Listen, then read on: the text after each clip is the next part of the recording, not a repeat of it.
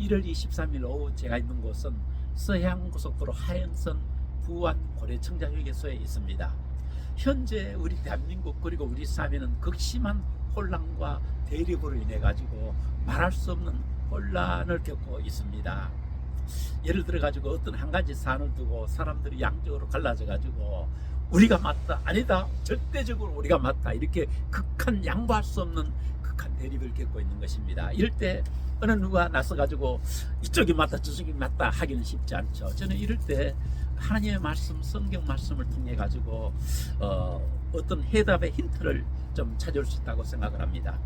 신약 성경 마태복음 5장 8절에 보면 이런 말씀이 있어요.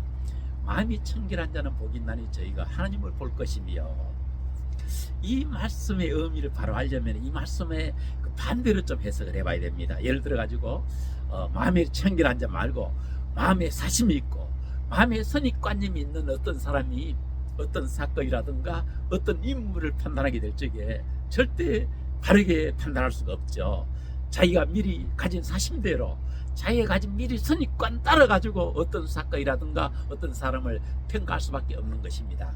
이 시대 사람들이 이렇게 극한 혼란을 겪고 있는 이유는 대부분은 마음속에 사심을 가지고 대부분은 마음속에 먼저 선입관을 가진 채로 사람을 평가하고 어떤 사건을 평가하기 때문에 바른 해답을 찾을 수가 없는 것입니다. 저는 이런 면에서는 성경을 읽는 글소인들에게도 동일하다고 생각합니다. 이미 글소인들이 성경 말씀 읽을 때 이미 마음속에 선입관념을 가지고 어떤 사심을 가지고 성경을 읽고 기도하고 성경 해석을 하게 될 적에 하나님의 바른 뜻을 알 수가 없는 것입니다. 그래서 우리 예수님께서 신약 성경 마태복음 26장에서 누구든지 나를 따라오려거든 자기를 부인하고 나를 따라오라. 이게 무슨 말입니까? 우리 인간의 마음속에는 어느 누구든지 사심을 품을 수 있고 어느 누구든지 선입관념을 쉽게 가질 수가 있는 것입니다. 이런 상태로서는 우리 주님을 따르면서도 올바르게 따를 수 없는 것이죠.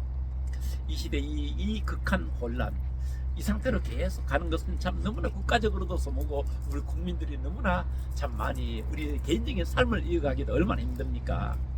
이런 혼란을 잠재울 수 있는 길은 우리 성경 말씀에 기록된 대로 마음이 청결한, 내 마음속에 먼저 선입관념도 없고 내 마음속에 사심도 없는 이런 빈 마음이 돼가지고 사람을 보고 인물을 보고 어떤 사건을 보게 될 적에 그 사건의 진실, 어떤 사람의 진실을 저는 바로 볼 수가 있다고 생각합니다. 그렇게 되게 되면은 이 나라의 이 혼란, 얼마든지 혼란이 잠재워집니다.